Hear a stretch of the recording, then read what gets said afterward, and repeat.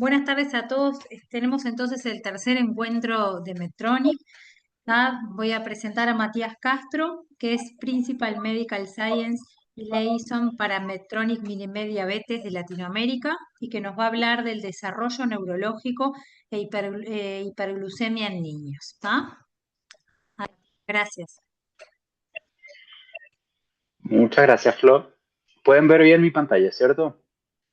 Sí, Perfecto. Bueno, hola a todos. Bienvenidos a otra sesión con nosotros junto acá a la sociedad. Y el tema que nos convoca hoy, como bien decía el título, es desarrollo neurológico e hiperglucemia en niños. Acá el título que puse en este slide para arrancar es un poco más general, que es sobre la carga de la hipoglucemia en niños con diabetes tipo 1, pero nos vamos a enfocar en todo el aspecto neurológico, cómo impacta la hiperglucemia y tratar de responder algunas preguntas que por ahí tenemos. Si la hiperglucemia tiene efectivamente un efecto protectivo sobre el desarrollo, esta conducta que muchas veces escuchábamos en todos los que estamos cerca de alguien o viven con diabetes tipo 1, que los pediatras decían, no, pero mejor que esté alto que esté bajo, total un poquito, ¿qué le va a hacer? Un par de añitos, ¿no? Una hemoglobina de 7,5, de 8 no hace tanto daño y estamos lejos de la hipoglucemia, que es lo que por ahí más susto nos daba. Yo vengo a cambiarles un poco el paradigma en que la hipoglucemia no es nuestro real enemigo o de quien tenemos que tener susto, y lo que de verdad debemos tratar de mitigar es la hiperglucemia en niños. Vamos a revisar evidencia súper reciente de cómo están correlacionadas estas dos cosas, el desarrollo neurológico y la hiperglucemia en los niños. Les aclaro desde entrada, yo no soy neurocientista, ni neurólogo, ni especialista en esto, así que juntos vamos a ir navegando estos artículos y tratar de traducirlo a un lenguaje que podamos entender. Bien, así que sin más preámbulo, como yo siempre digo, arrancamos. Los voy a poner acá a un ladito para poder seguir viéndolos. Y déjenme organizar mis pantallas acá. Ustedes las pongo por ahí. Y esto lo ponemos por acá. Bien, y arrancamos. Entonces, lo primero que les quiero mostrar es un poco de contexto. Yo siempre digo cuando estamos en una conversación y alguien te empieza a hablar de algo muy, muy complejo o avanzado, contexto. Quiero mostrarles este estudio que se hizo con la base de datos del UK Biobank, que es una base de datos de más de 300.000 ancestros europeos en que tienen datos de personas sin patologías, con patologías, agrupados de diferentes formas. Entonces lo que hicieron acá es que vieron si hay alguna relación entre los niveles de glucosa y el riesgo de tener enfermedad cardiovascular en personas que viven sin diabetes. Entonces, acá se usa un análisis mendeliano que para aquellas que estén relacionadas con análisis genéticos o de este tipo les va a ser familiar. Yo tuve que googlear lo que era para entender un poco cómo funcionaba esto. Pero lo interesante de acá es que se asoció la hemoglobina glicosilada a 40 variantes genéticas que podrían estar asociadas a eventos cardiovasculares en esta población europea. Y es muy interesante ver los resultados porque cuando los grafican, o cuando los vemos en este gráfico acá tenemos el rango de hemoglobina de 4,9 a 5,8, que este es el rango que se describe como normal, donde si a una persona se hace una hemoglobina, le aparece acá, 5, 5,1, 5,2, no tiene diagnóstico de diabetes, es una persona que está dentro del rango. Versus la tasa, el hazard ratio, la tasa de riesgo de que tenga una enfermedad cardiovascular. Y si se fijan, dentro del rango normal, entre 4,9 y 5,8, estar en el límite inferior versus estar en el límite inferior del rango, ya tiene un impacto de 3 veces en el riesgo. O sea, lo que nos está diciendo esto es que ya en la población que no vive con diabetes, tipo 1 o tipo 2, el nivel glucémico o el manejo glucémico que tenga esa persona sí está correlacionada a tener complicaciones cardiovasculares. Entonces, un primer indicio que me pareció muy interesante para poner en la balanza la relación que podemos tener entre el control glucémico y posibles patologías. No está directamente relacionada a lo neurológico que vamos a ver ahora, pero me pareció muy interesante para empezar a ver cómo pequeñas diferencias en el control glucémico pueden tener un impacto en la tasa de riesgo que podamos tener en una población. En este caso, por cada 1% que aumentaba la hipoglucemia, tenía un 11% de aumento en el riesgo de tener una enfermedad cardiovascular. Y está diferenciado para hombres versus mujeres, que son los dos gráficos que tenemos acá en pantalla. Bien, así que solamente como para abrir y para empezar a mirar con un poco más de precisión los datos que tenemos, no es lo mismo estar dentro del rango normal a estar en el límite superior o el límite inferior. Esto aplica para muchas cosas. Ahora, cambiemos ahora la página después de este aperitivo y vamos a empezar a hablar de estudios de neurológicos funcionales relacionados al control glucémico. Y antes de hablarles de eso, quiero explicarles un poco en qué consisten las pruebas que se hacen y cómo se evalúan estos resultados en los pacientes. Esta es una prueba de memoria de trabajo en la que cuando se hace una resonancia magnética funcional y se coloca el paciente, se le pide que haga ciertas tareas en estos test. Entonces, esta es una de las tantas que hay estandarizadas que permiten medir la velocidad de respuesta y la precisión de la respuesta para evaluar la memoria de trabajo en adolescentes o niños, dependiendo de la población que queramos estudiar.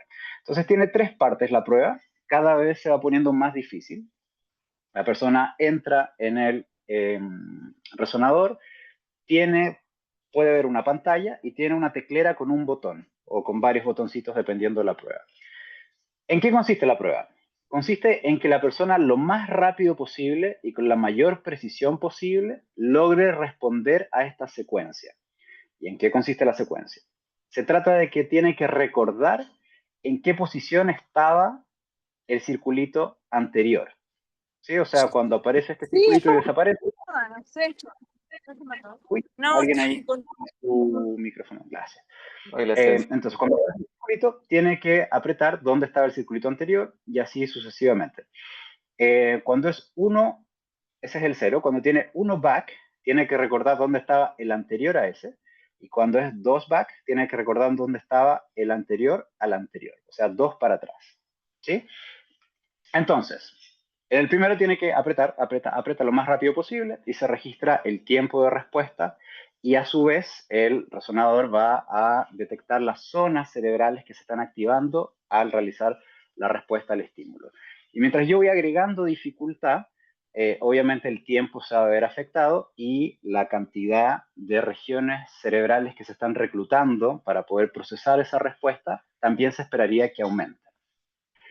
Ahora, la primera pregunta en este estudio de Alan Race, es, ¿hay diferencias entre personas con diabetes tipo 1 y personas con un control adecuado y personas control sin diabetes tipo 1?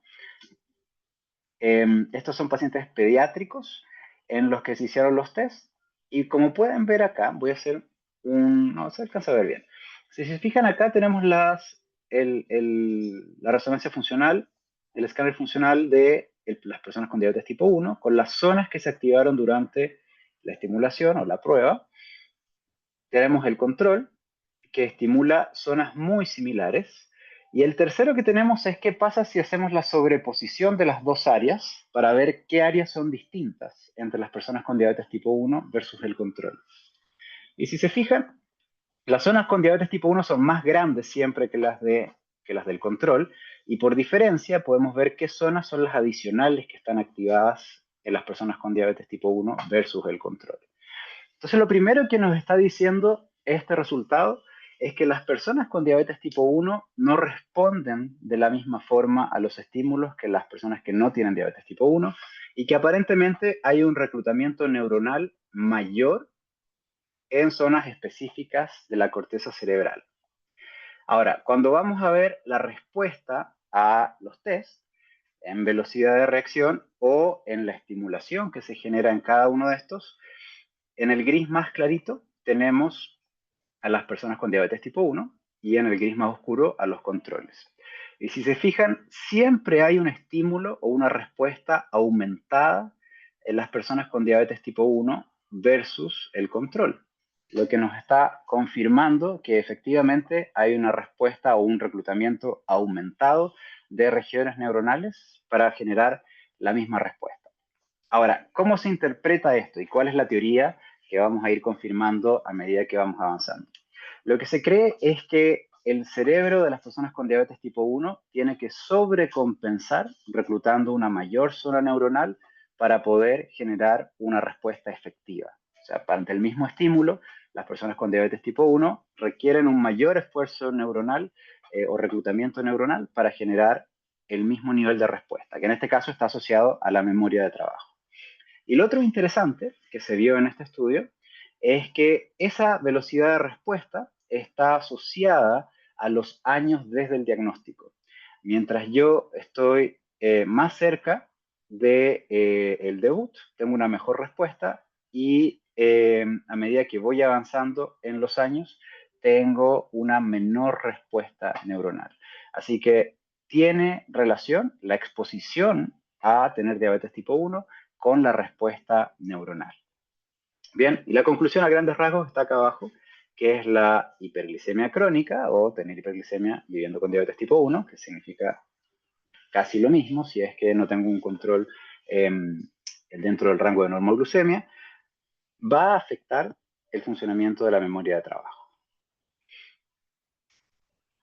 Ahora, acá tenemos otro en el que de nuevo se evalúa la memoria de trabajo en adolescentes. Este es un estudio que lideró el doctor Tadej Batelino, en el que se le hizo clamp a los pacientes. Esto quiere decir que se sometían a hiperglicemia aguda bajo control con un clamp hiperglicémico en el que se les pedía que realizaran tareas similares a las que yo les mostré recién de pruebas espaciales de memoria espacial, pero en situaciones donde estaban normoglucémicos por el clamp y en situaciones donde estaban hiperglucémicos inducidos entre 350 y 400 miligramos por decilitro. Bien, así que tenemos una hiperglicemia transiente versus normoglucemia en esta población.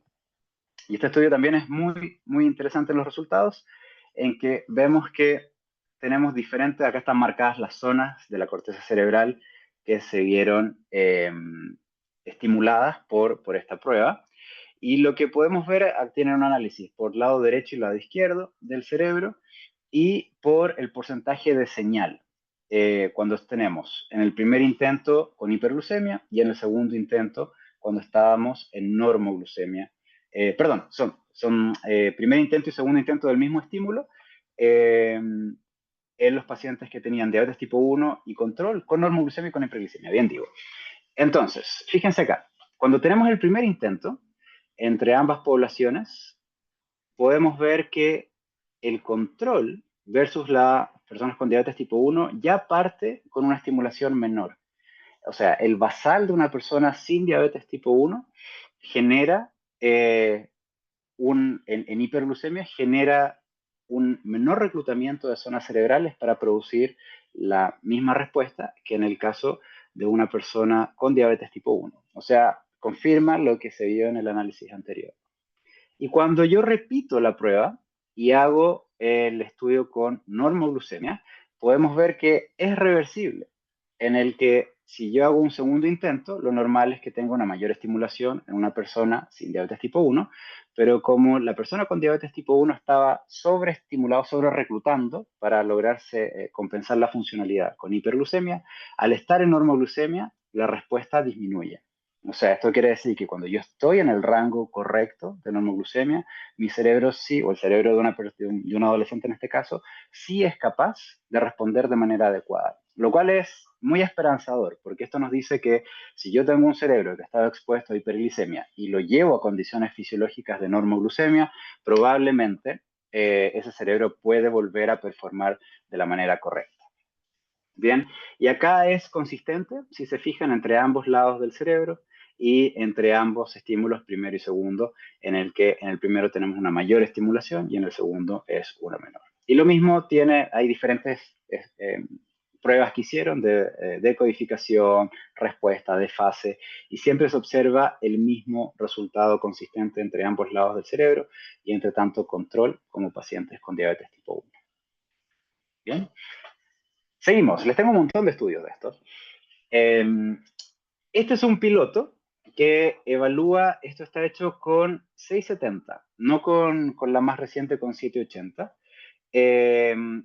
y evalúa cómo el control glucémico tiene un impacto en el desarrollo de la corteza cerebral de los pacientes. Los pacientes fueron seguidos sucesivamente por más de 6 meses, exponiéndolos a diferentes niveles de control glucémico.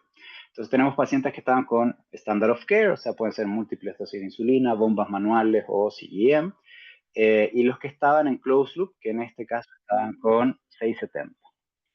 Entonces, cuando vemos la diferencia entre ambos grupos, si vemos solamente el tiempo en rango, en el baseline estaban relativamente bien, tenían un poco más de tiempo en rango los de standard of care que los del closed loop, y entre el baseline y los 6 meses de evolución, vemos que los que estaban en Standard of Care se mantienen relativamente igual versus los que estaban con closed loop, con intervención de una 670, mejoran su control glucémico. Ahora, esta mejora es marginal, ¿sí? O sea, es marginal para los estándares que nosotros buscamos, ¿cierto? En que queremos que tengan más del 70% de tiempo en rango. Acá tienen casi 20 puntos porcentuales de incremento en el tiempo en rango, y a pesar de que no llegan a la métrica, esto sí puede tener un impacto muy positivo en el funcionamiento cerebral de estos pacientes. Y es lo que se vio en el análisis. Cuando vemos de nuevo closed loop versus standard of care, los pacientes, a medida que se hicieron las diferentes pruebas de razonamiento, de comprensión y de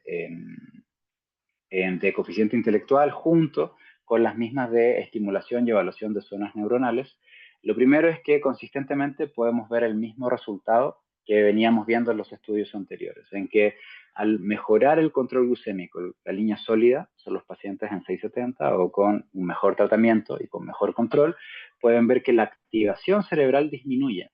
Y esto es positivo, versus los que estaban en Standard of Care que no cambiaron en el control glucémico. Y recordemos que un cerebro que tiene menor activación, menor reclutamiento de zonas neuronales, significa que es un cerebro que está funcionando de una manera cercana a la de una población sin diabetes, cosa que es muy, muy importante. Ahora, no solo miraron esto en este estudio, sino que miraron otras áreas que también mejoraron, como la superficie cortical. La forma de la corteza cerebral es distinta en la de una persona que tiene diabetes tipo 1 y no alcanza un buen control, versus, en este caso, la población adolescente que mejoró su control glucémico. Los volúmenes de materia gris es distinto, o sea, la cantidad de somas que tenemos en esa corteza cerebral va a ser diferente si yo mejoro el control glucémico. Este concepto, que no sé si son familiares con él, que se llama anisotropía fraccional, eh, es como chino mandarín al principio, pero se puede simplificar de una manera muy fácil, que es la representación de qué tan bien conectado está el cerebro o qué tan eficaz es en la comunicación entre dos zonas. Para que se haya comunicación entre dos zonas, o los hemisferios del cerebro o el cerebelo con el resto de las estructuras del sistema nervioso central, esto tiene que viajar por los axones de materia blanca, ¿cierto? Y integrarse junto a las otras zonas cerebrales. Eso se mide a través de este índice de anisotropía fraccional, y eso es más bajo o es mejor en el caso de cuando tenemos un mejor control. También, fíjense la escala de coeficiente intelectual, en que del baseline acá tenemos de 111 a 113 versus de 110 a 114. A pesar de que no hay una diferencia muy significativa, siempre es un poquito más alto en el grupo del closed loop. Y en el PRI, que este es un poco la forma de traducir este índice, es qué tan capaz soy de traer un recuerdo almacenado de manera efectiva. Y si se fijan, en este caso, la diferencia sí es muy considerable, con 6 puntos. O sea, es 3 veces más grande la diferencia entre los que alcanzan un mejor control y solo subimos 20 puntitos. O sea, si mantenemos sostenido un buen control glicémico en el tiempo, se esperaría que esto fuera sostenido también. Entonces, traduciendo esto a palabras simples, cuando tenemos un niño que está en un control subóptimo, lo que en realidad está ocurriendo al interior del cráneo de ese niño es que su corteza cerebral no se está desarrollando de la manera correcta, no tiene el volumen de materia gris, no está comunicándose sus zonas cerebrales de la manera correcta y su cerebro está teniendo que reclutar una mayor cantidad de neuronas para poder realizar la misma o ejecutar la misma acción. En palabras simples, un chico que va al colegio y está en hiperglicemia, sea transiente, como la que vimos antes, o sea permanente o sostenida, no le estamos dando las mismas condiciones de aprender que a un niño que está con buen control glucémico. Y esto tiene un impacto muy importante en el desarrollo y en la interacción de nuestros niños con el resto. Bien, ahora, este es un estudio longitudinal que evaluó a los niños por más de 12 años. Hizo seguimiento de un grupo de niños y adolescentes y también de sus parientes acá, de más de 12 años. Y se vio cuál era la correlación entre el control glucémico y varios factores que son súper interesantes, entre de nuevo, el coeficiente intelectual, el volumen cerebral, y ellos también evaluaron diferentes tasas de presentación de enfermedades de salud mental en lo posterior. O sea, eran más de 18 años ya porque arrancaban cuando tenían 4 o 5, y ya después de 12 años tenían 16, 18 años algunos de los pacientes. Y es muy interesante el resultado, en que hay dos valores que están muy asociados a estas correlaciones y son tener la glucosa por sobre 180 miligramos por decilitro y tener una hemoglobina que tenga un área bajo la curva mayor a 6, que es asociada a tener una alta hemoglobina. No los voy a distraer con los números, pero todas las correlaciones son negativas en relación al coeficiente intelectual. Si se fijan, estas son diferentes pruebas de coeficiente intelectual y todas son correlaciones negativas significativas en la mayoría de los casos. Y cuando vemos en el gráfico, que se ve mucho más claro, la línea roja es la población a lo largo de 6 años con diabetes tipo 1, mientras que la línea punteada azul es la población control sin diabetes tipo 1. Y si se fijan, a medida que pasan los años, la población con diabetes tipo 1 arranca más abajo y se mantiene consistentemente más abajo que la población normal en este seguimiento longitudinal. Pero no solamente ese es lo preocupante. Cuando vemos o medimos el volumen cerebral total, lo que podemos ver es que al pasar los años, el volumen cerebral no solamente es más bajo en la población con diabetes tipo 1 que no alcanza un control o que tiene glucemia sobre 180 o hemoglobina elevada, sino que la brecha se empieza a agrandar a medida que pasan los años entre ambas poblaciones. Entonces, no solamente arrancan con desventajas, sino que mantener esto hace que sea detrimental para la población con diabetes tipo 1. Bien, hasta ahí, bien. No hemos hablado nada muy complejo, he tratado de traducir cosas pseudo complejas en conceptos simples. Bueno, la doctora Abreu tiene toda esta bibliografía que yo se la mandé hace un tiempito. Si la quiere compartir, Doc, con la audiencia, toda la libertad. Bárbaro, Son, gracias. La pasamos, sí. sí, muy bien hechos, con protocolos muy lindos. Ahora, para seguir confirmando que la hipoglucemia hoy en día no debería ser nuestra principal preocupación, les traigo más evidencia del sistema nervioso central, pero por otro camino.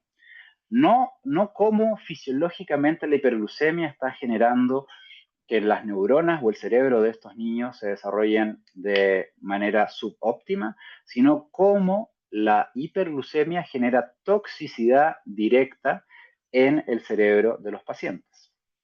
Entonces, este es un trabajo sueco en el que lo que hicieron estos genios fue que los suecos cada vez que te sacan o te hacen un procedimiento en que hay líquido cerebroespinal involucrado, sacan una alícuota y la guardan.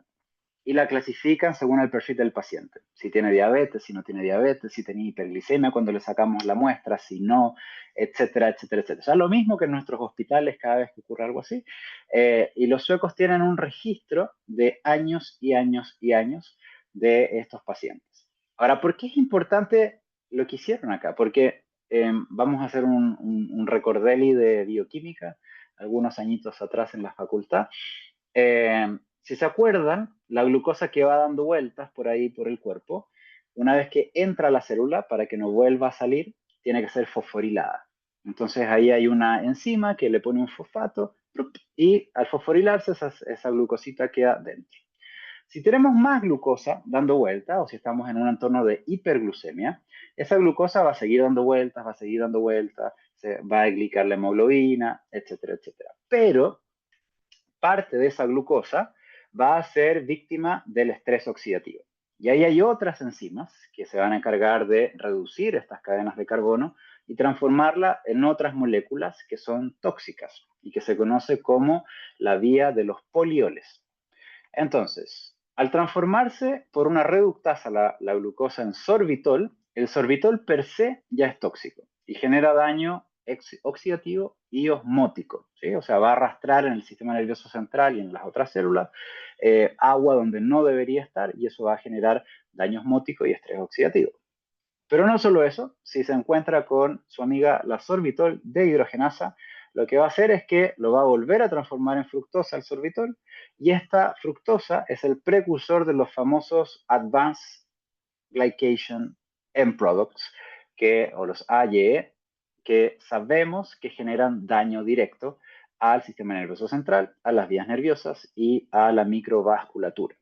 Están asociadas en diferentes especies, en diferentes sistemas a daño crónico. Por lo tanto, si tenemos exceso de glucosa por alguna de estas vías, vamos a empezar a generar AGEs. Ahora, ¿qué es lo interesante de esto? En que lo que midieron estos suecos fue cuánto sorbitol tenían las muestras. Entonces, el grupo 1 eran personas sin diabetes y con normoglucemia. El grupo 2 eran personas que no tenían diabetes autorreportada, pero al momento de tomar la muestra tenían hiperglicemia. Y el grupo 3 eran pacientes con diabetes tipo 1 o tipo 2 y con hiperglicemia al momento de tomar la muestra. Y si se fijan, hay una diferencia significativa entre los tres grupos en la cantidad de sorbitol que había en ese líquido cerebroespinal. Por lo tanto, podemos asumir que habían aggregated glucose end products en ese sistema nervioso central y por lo tanto esto está generando daño a través de la vía de los polioles. Así que no solamente hay que pensar en que el desarrollo neuronal no está ocurriendo, sino que además estamos generando daño osmótico, oxidativo y daño directo al sistema nervioso central a través de los productos del exceso de glucosa. Otra cosa importante y que es de mucho interés cuando hoy hablamos de que la etapa 3 de la diabetes es cuando ya está instaurada clínicamente, pero sabemos que hay una etapa 1 y una etapa 2. Y uno de los objetivos, de las cosas que se está buscando en la etapa 2, antes de pasar a la 3, es que ojalá evitemos la cetoacidosis. Y acá este estudio es muy interesante porque muestra si hay correlación entre la función cognitiva de niños cuando debutan con cetoacidosis o cuando grave, moderada o cuando debutan sin cetoacidosis. Acá ven la población en que, para que vean que no hay trampa, no hay diferencias significativas en los que no debutaron con cetoacidosis, los que tuvieron una cetoacidosis leve o una cetoacidosis severa o moderada. Fíjense que la definición cuando se hizo el momento de la evaluación cognitiva es más o menos la misma. Así que es una homogénea para lo que estamos buscando. Y si se fijan acá tienen el coeficiente intelectual de estas tres poblaciones dependiendo de si tuvieron cetoacidosis o no tuvieron. Estos son test adaptados para la edad porque habían población de 3 años y otra de 4 y 5 años en las que el test se va complejizando a medida que vamos avanzando. Pero lo que muestra esto es que aparentemente hay una directa correlación entre el coeficiente intelectual de los niños que debutaron sin cetoacidosis como un evento que se cree que es de estrés traumático directo para el cerebro de esos niños versus una cetoacidosis leve o moderada a severa. Así que, para mala noticia para nosotros, no es solamente que haya salido de la cetoacidosis, sino que si fue leve, moderada o severa, va a tener un impacto en el corto plazo. ¿Es reversible? ¿Podemos recuperar en vuelo esta capacidad neuronal? No lo sabemos. ¿Predispone a la capacidad final que va a tener como un adulto funcional? No lo sabemos. Pero sabemos que sí hace diferencia en los primeros años de vida en el coeficiente intelectual de ese niño.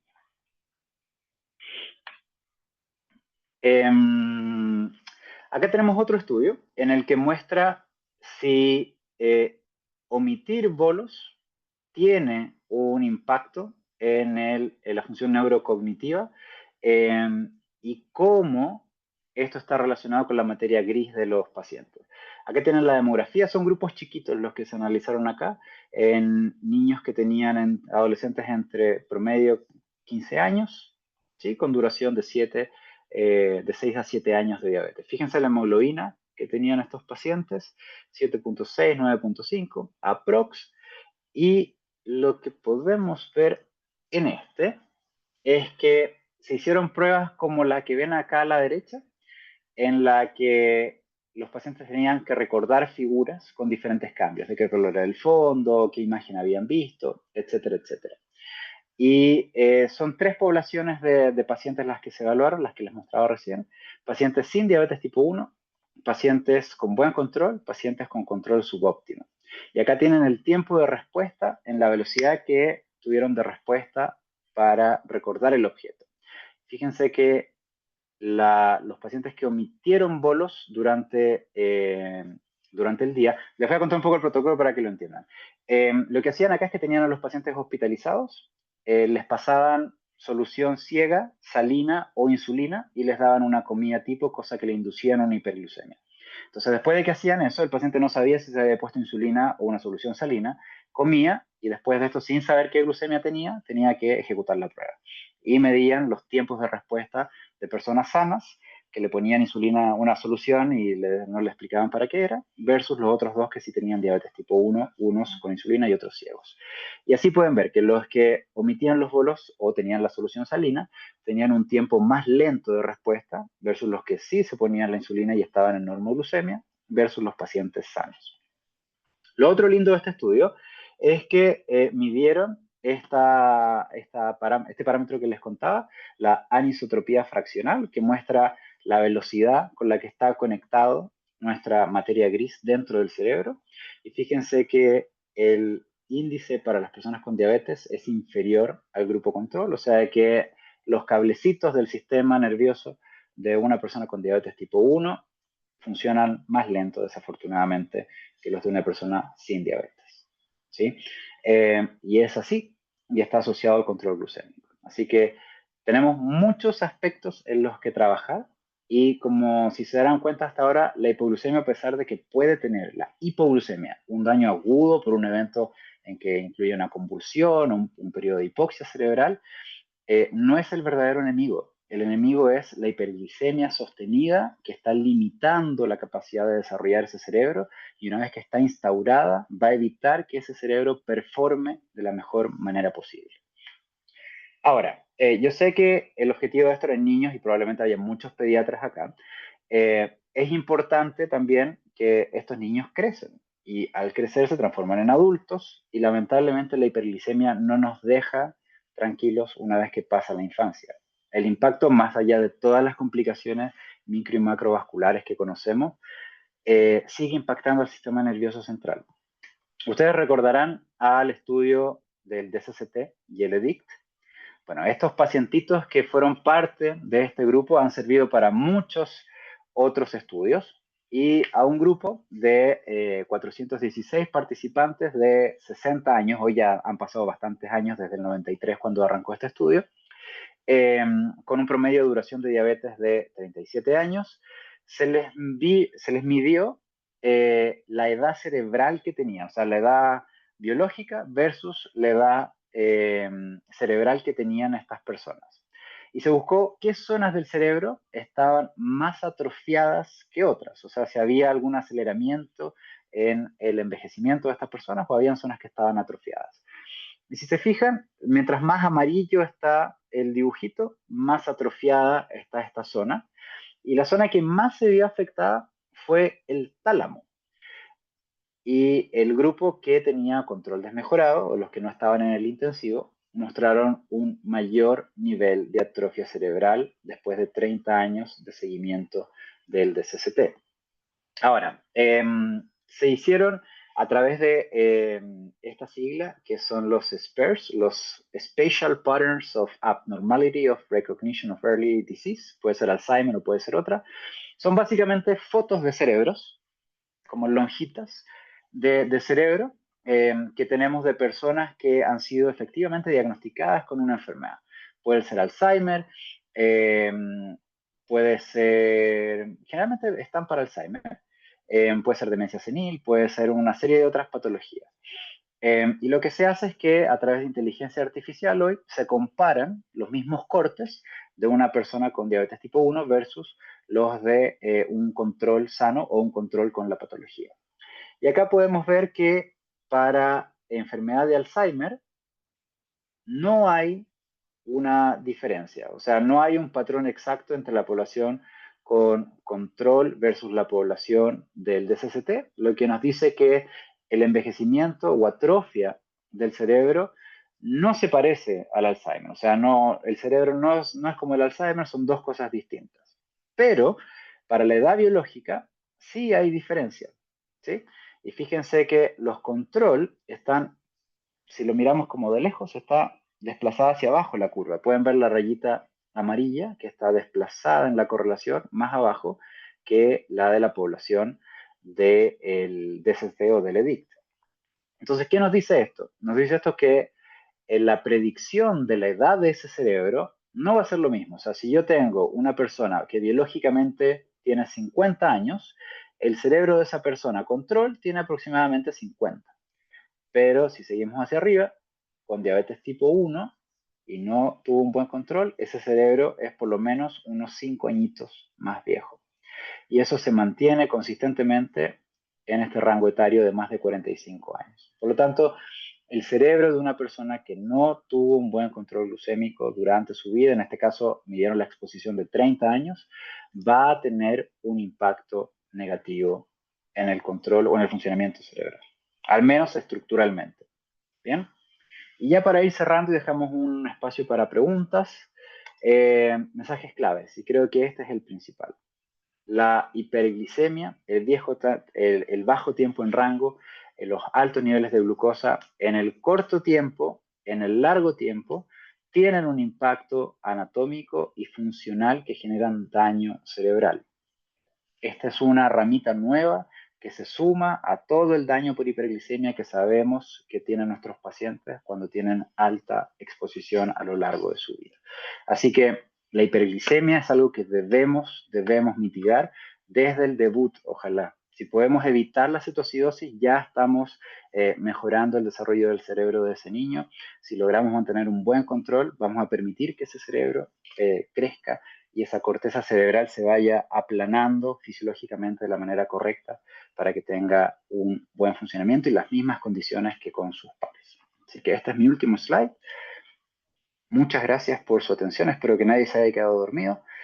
Y me quedo unos minutitos para a ver si tenemos preguntas, si es que puedo responderle sus preguntas. Pueden abrir su micrófono, vociferar, escribirlo en el chat, como ustedes prefieran. ¿Quieren hacer preguntas?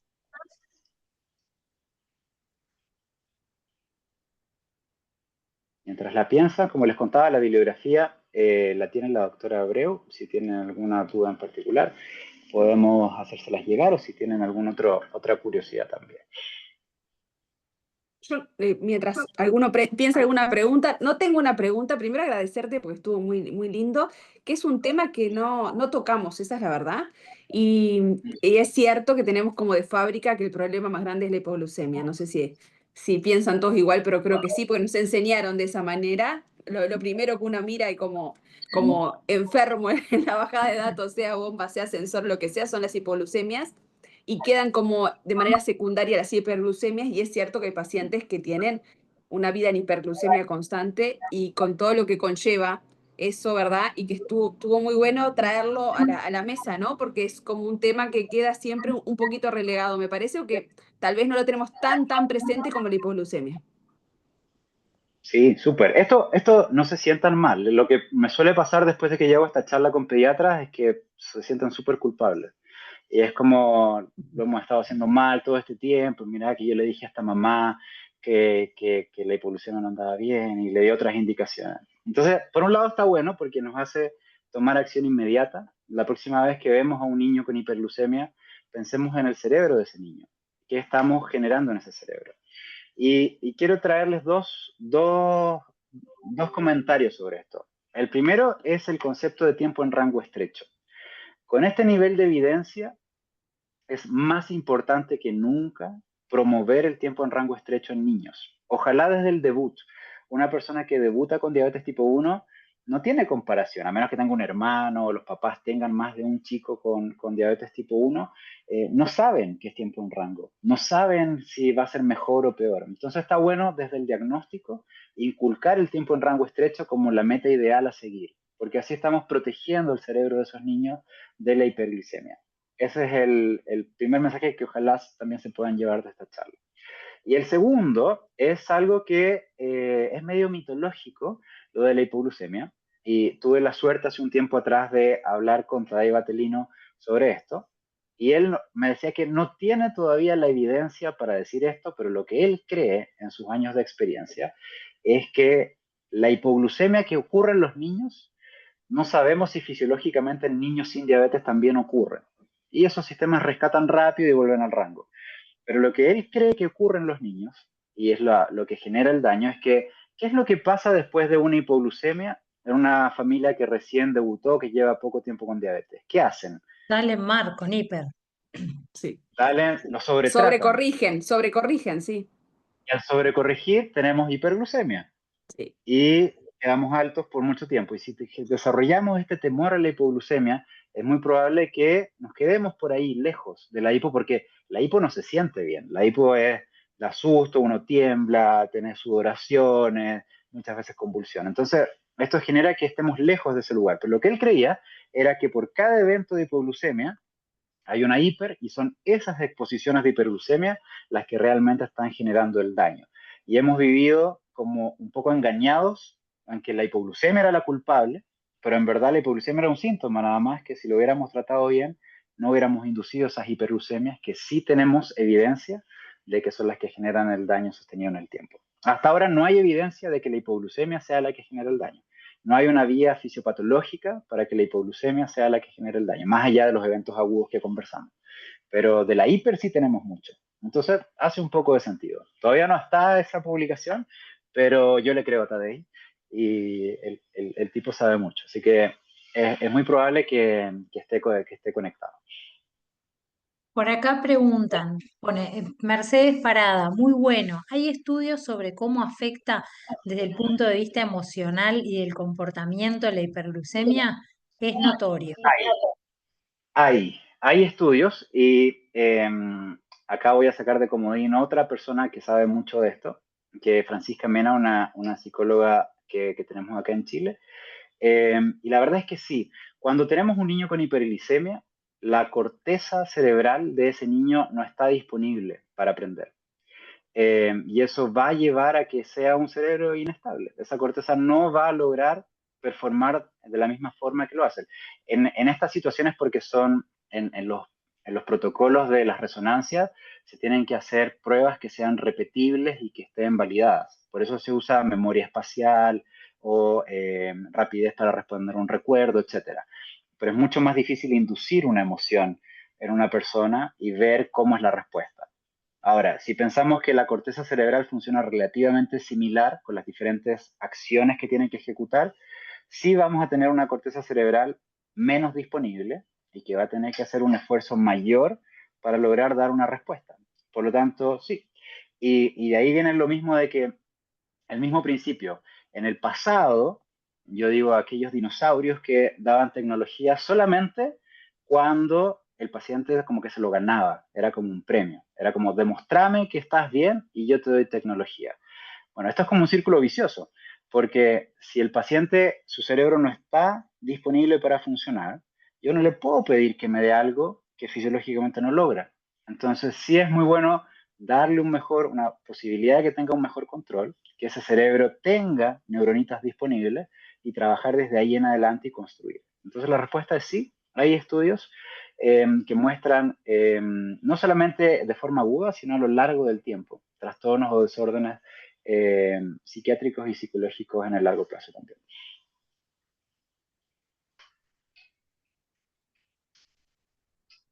¿Alguien tiene alguna otra pregunta?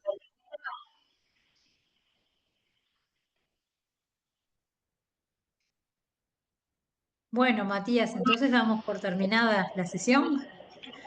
Listo. Si tienen Muchas más, gracias, Matías. Muchísimas o gracias, ¿eh? Estuvo muy de nuestro interesante. contacto. Muchas gracias a ustedes por el espacio y nos vemos pronto. Gracias a todos. Hasta luego. Gracias a Chao, chao. todos.